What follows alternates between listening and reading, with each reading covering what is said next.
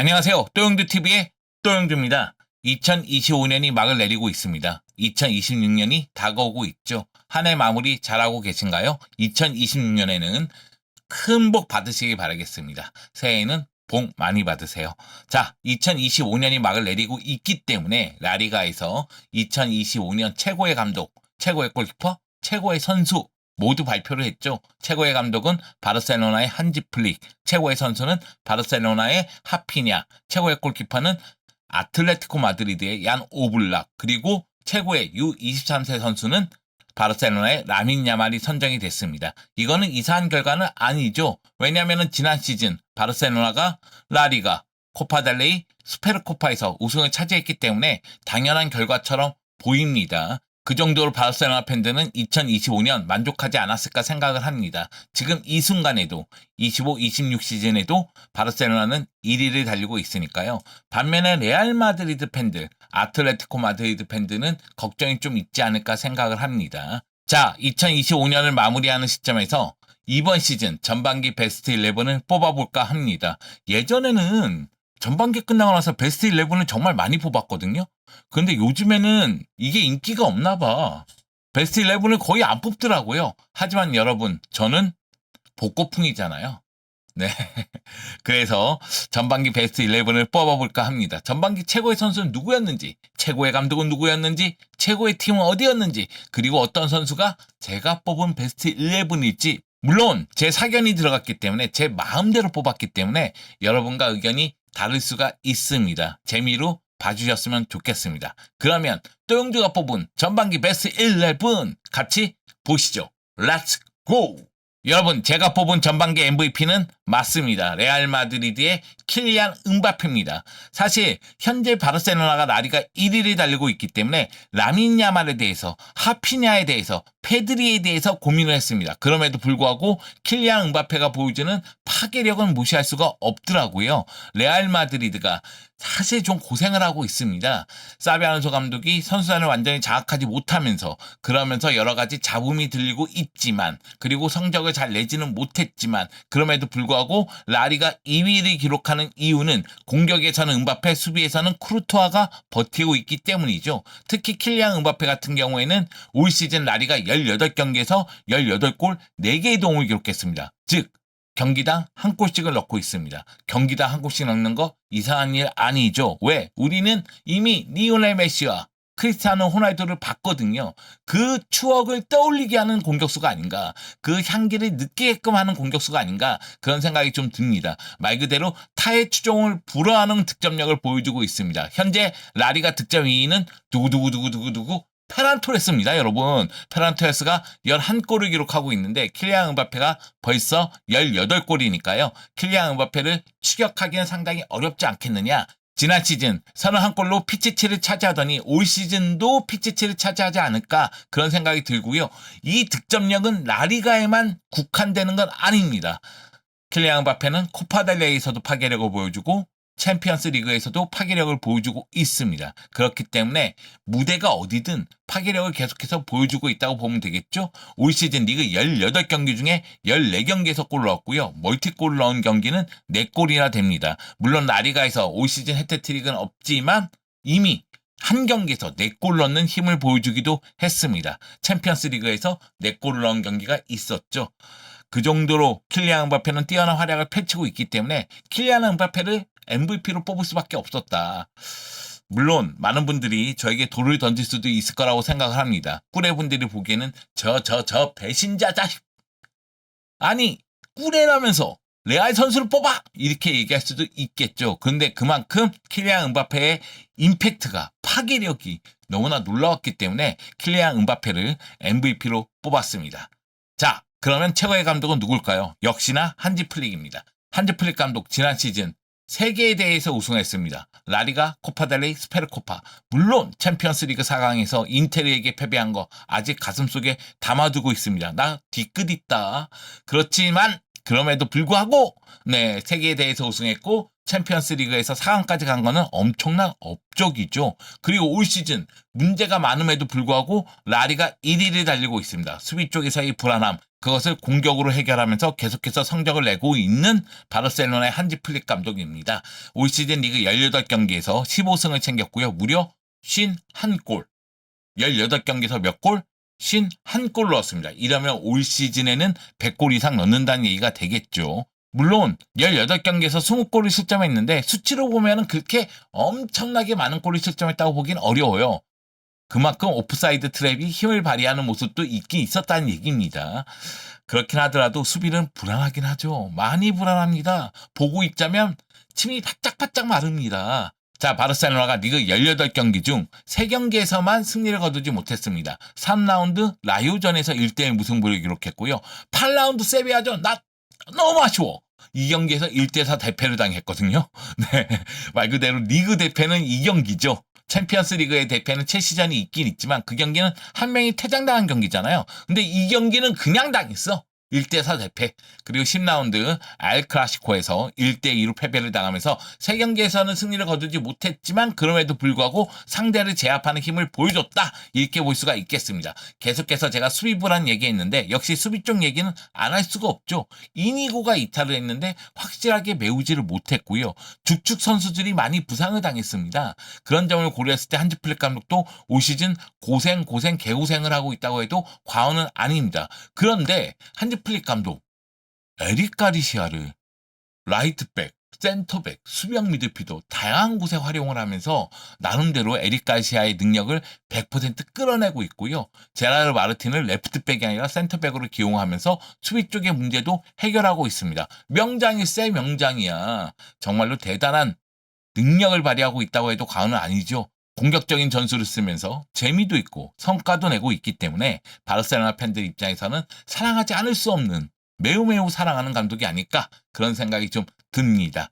최고의 팀 비아레알입니다. 맞습니다, 여러분. 바르셀로나 no. 레알 마드리드 no. 아틀레티코 마드리드 no. 비아레알입니다. 왜냐하면 비아레알이 현재 라리가 4위예요. 근데 여러분 바르셀로나, 레알 마드리드, 아틀레티코 마드리드, 스페르코파 참여하죠. 이 팀들은 비아레알보다 2경기를 더 치렀습니다. 그런 점을 고려했을 때 비아레알의 지금 순위는 놀랍다. 이렇게 볼 수가 있겠죠. 만약의 경우 비아레알이 18경기를 소화한다면 승점은 더 올라가겠죠. 만약에 이 2경기를 더 승리를 거둬서 승점을 올린다면은 레알 마드리드하고 승점 1점 차로 3위에 위치하게 됩니다. 이건 비아레알 입장에서는 엄청난 성과라고 보면 되겠죠.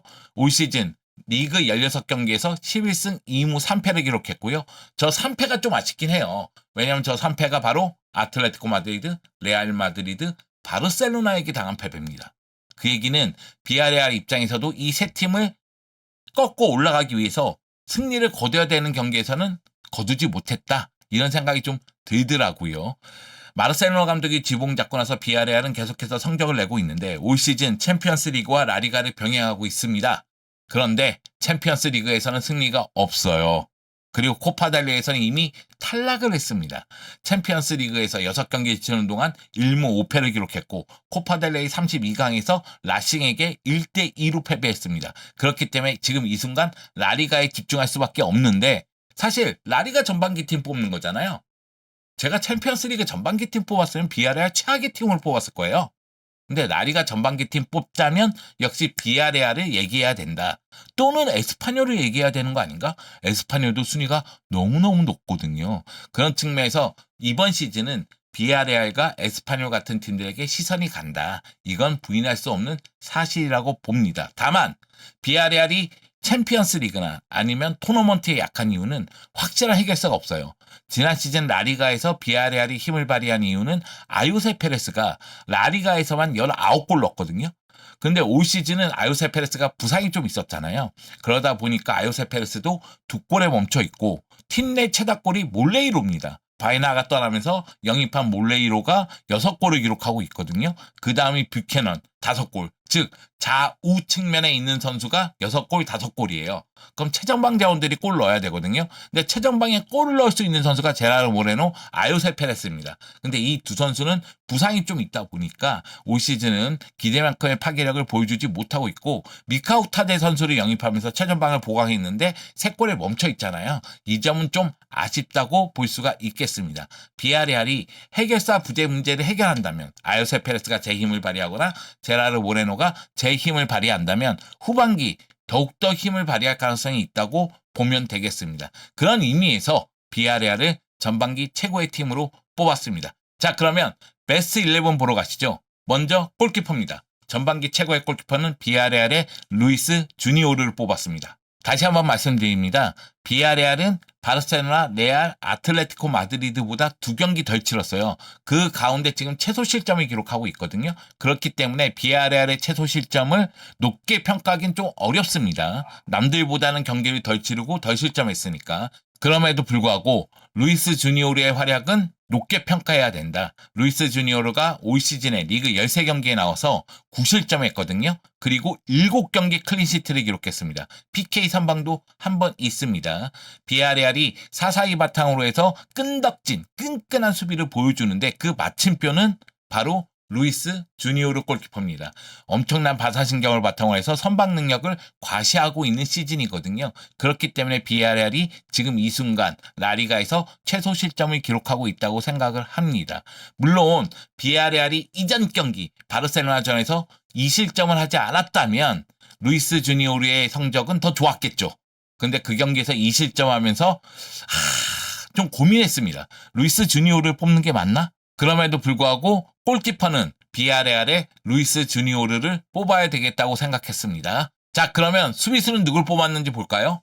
네, 수비수는 4명 포백으로 구성을 했습니다. 먼저 에스파뇰의 카를로스 로메로를 레프트백으로 뽑았습니다. 물론 레프트백 하면 많은 분들이 레알 마드리드의 알바로 카레라스를 생각할 거예요. 카레라스도 올 시즌 16경기에서 한 골 1개의 도움을 기록했고 뛰어난 활약을 펼쳤죠. 그래서 카레라스를 뽑을까 로메로를 뽑을까 고민을 했습니다. 그럼에도 불구하고 저는 카를로스 로메로를 선택했어요. 왜냐하면 에스파뇰이 현재 라리가 5위입니다.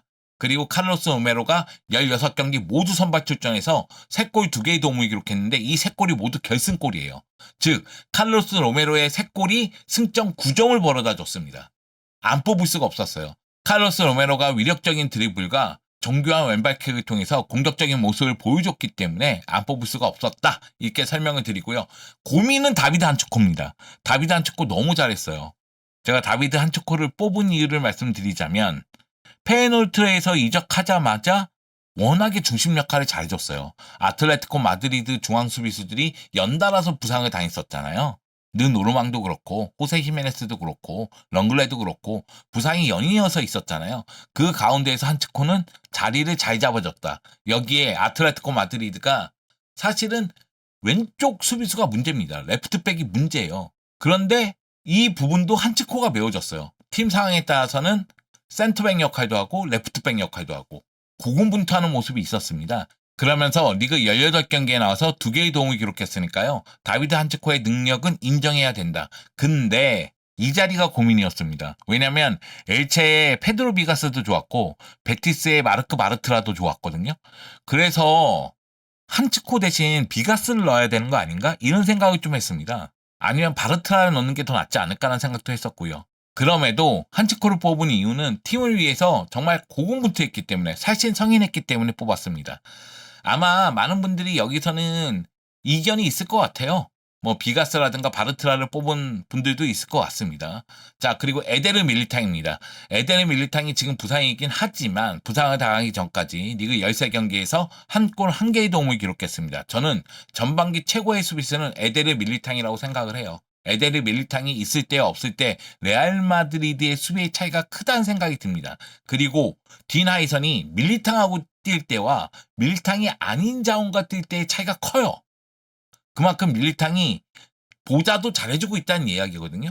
그러니까 밀리탕 같은 경우에는 세트피스 상황에서 높이를 이용해서 공격적인 모습도 나오고 수비 쪽에서 건재함도 과시하고 여기다 스피드도 갖고 있기 때문에 뒷공간 커버도 하는 모습이 나옵니다. 그러다 보니까 저는 전반기 최고의 센터백은 밀리탕이라고 생각을 합니다. 그래서 당연히 밀리탕을 뽑았습니다. 자, 그리고 라이트백도 좀 고민했습니다.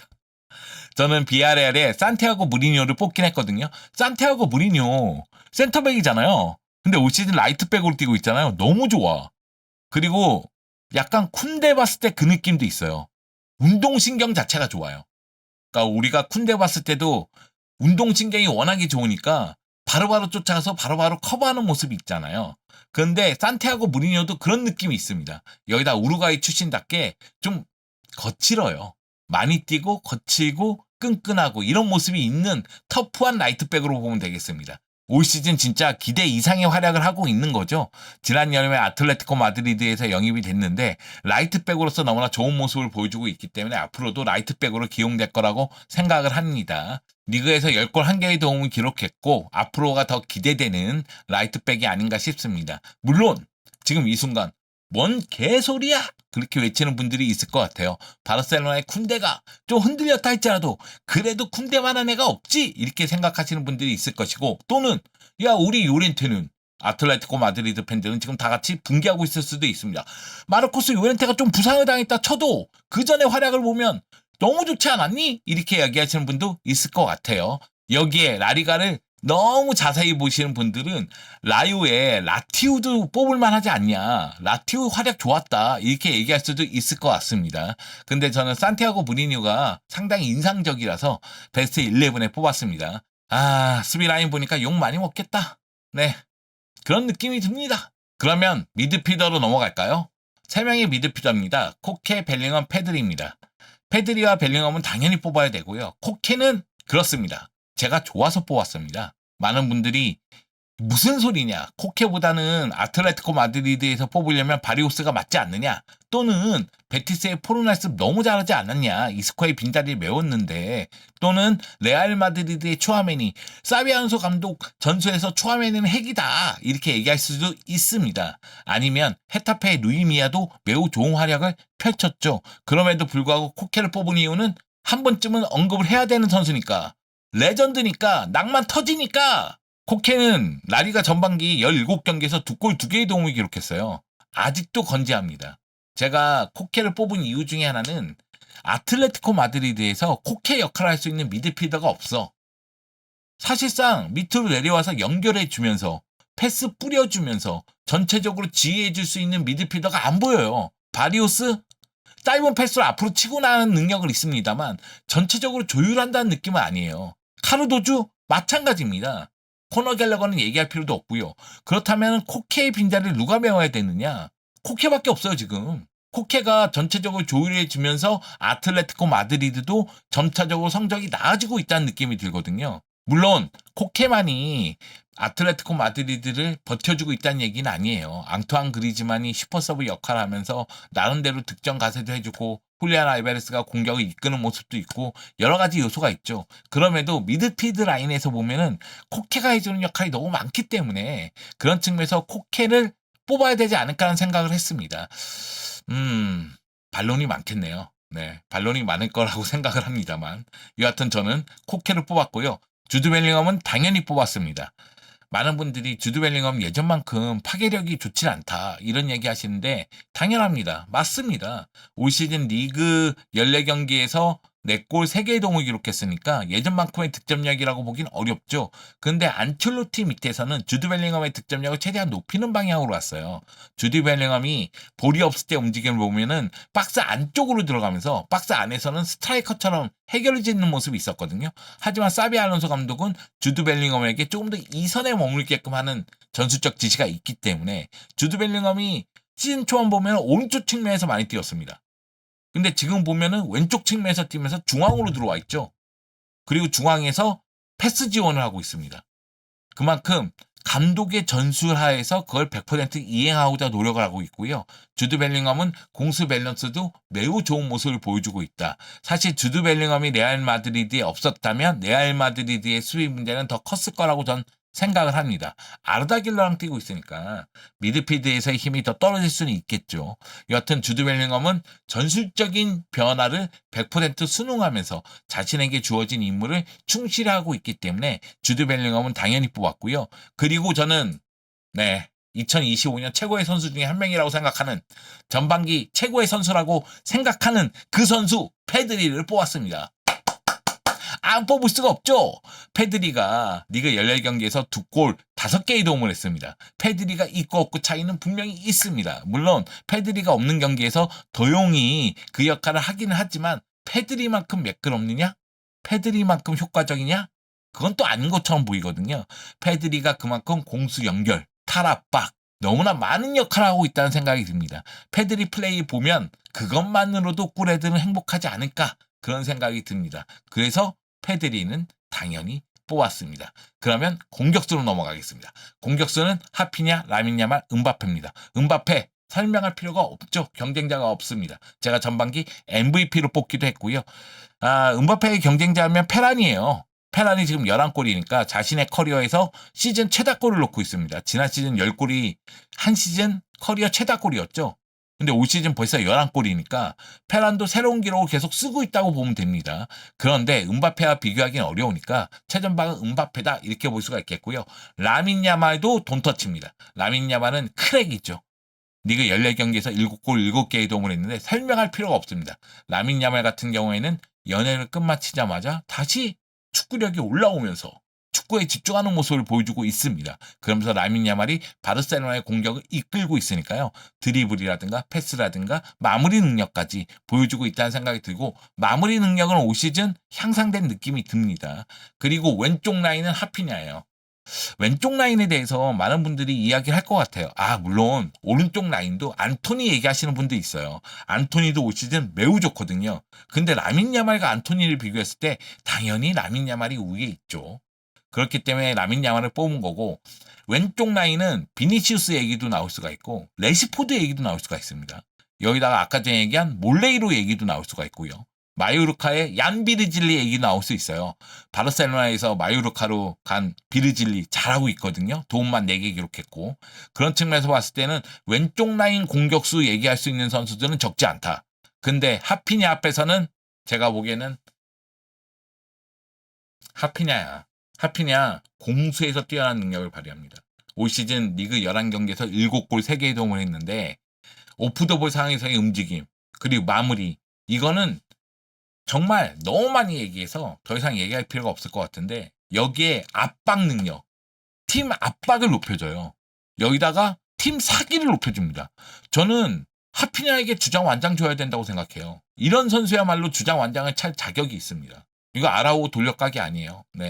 아라오 지금 멘탈적으로 힘든데 아라오 비판 한동안 안 하기로 했습니다. 정상적으로 돌아올 때까지. 제가 얘기하는 건 주장다운 모습을 보여줄 때가 많다는 거예요. 그러니까 팀의 리더 같은 느낌이 든다는 겁니다. 그렇기 때문에 하피냐를 뽑았습니다. 베스트 11 여러분과 생각이 많이 다르죠? 다를 겁니다. 제가 봤을 때 요렇다, 이렇게 말씀을 드리는 거고요. 그렇기 때문에 이것이 정답이라고 보긴 어렵습니다. 여러분이 선택하는 그 베스트 11이 정답이에요. 근데 저는 감독은 한지 플릭, 팀은 비아레알, 베스트 11은 음바페, 하피냐, 야말, 페드리, 벨링엄, 코케, 로메로, 한츠코, 밀리탕, 무리뉴, 루이스를 뽑았습니다. 그리고 최고의 선수는 전반기는 음바페를 뽑긴 했어요. 근데 올 시즌 우승을 누가 하느냐에 따라서 MVP도 달라질 것이고 최고의 감독도 달라질 가능성이 큽니다. 최고의 팀도 당연히 달라지겠죠. 그런 측면에서 전반기만 놓고 얘기했으니까요. 너무 화내지 마시고요. 그냥 재미로 보고 즐기시길 바라겠습니다.